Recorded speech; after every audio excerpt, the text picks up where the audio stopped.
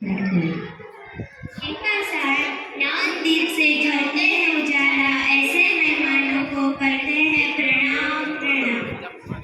અહીં ઉપસ્થિત મુખ્ય મહેમાન શ્રી સુરેશભાઈ પટેલ, સારે ભૂતપૂર્વ એમડી શ્રી પંચામૃત ડેરી પંચમહાલ અને શાળાના પ્રમુખ શ્રી મંત્રીશ્રી તથા શાળાના આચાર્ય શ્રી, ગુરુજનો તથા અહીં ઉપસ્થિત વાલીગણ, મહેમાનો અને મારા બંધુઓને રામ રામ।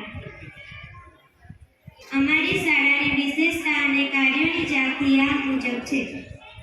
શાળાની સ્થાપના જૂન 2008માં ધોરણ 1 થી 4 ની મંજૂરી લઈ 39 બાળકોએ ભાડાના મકાનમાં શરૂ કરેલી અને ક્રમશઃ 2009માં ધોરણ 6, 2010માં ધોરણ 6, 7 અને 2011માં ધોરણ 8 ની મંજૂરી મળી અને શાળાએ હાલ અંતે જવા આપણને સાંસ્કૃતિક પ્રોગ્રામ ઉજવી રહ્યા છીએ। ત્યાં વર્ષ 2013માં નવીન મકાન બનાવી કાર્યરત થયેલ છે। શાળાએ બાળકોને માધ્યમિક શિક્ષણની તકલીફ દૂર કરવા વર્ષ 2016માં ધોરણ 9ની મંજૂરી મેળવી અને જૂન 2017માં ધોરણ 10ની મંજૂરી મેળવી અને માર્ચ 2018 થી માર્ચ 2025 8 વર્ષો શાળાનું બોર્ડનું પરિણામ 100% લાવી એ આ વિસ્તાર માટે એક ઉત્તમ શિક્ષક તરીકે કાર્ય કરી રહી છે।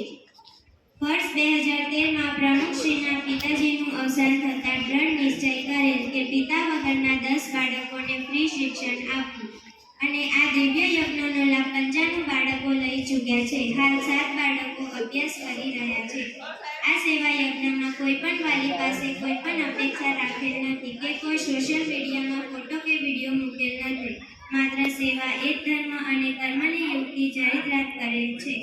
अन्नदानं महादानं विद्यादानं परम अन्ननेन क्षणिका तृप्ति याजीविका विद्या। अर्थात अन्नનું દાન એ મહાદાન છે, પરંતુ તેનાથી ઉત્તમ વિદ્યાનું દાન છે।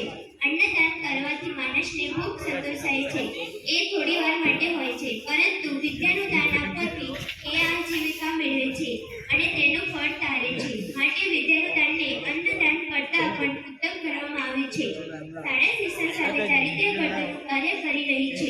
વિવિધ ધાર્મિક તહેવારોની ઉજવણી દ્વારા ધર્મ પ્રત્યે શ્રદ્ધા જગાડવી, બાળકોનું શિક્ષણ સાથે જીવન મૂલ્યોનું શિક્ષણ આપી મોટા થઈ સત્યના માર્ગે ચાલવા અને સંસ્કારી નગર બનાવવા સમાજ ઘડવામાં આવે છે।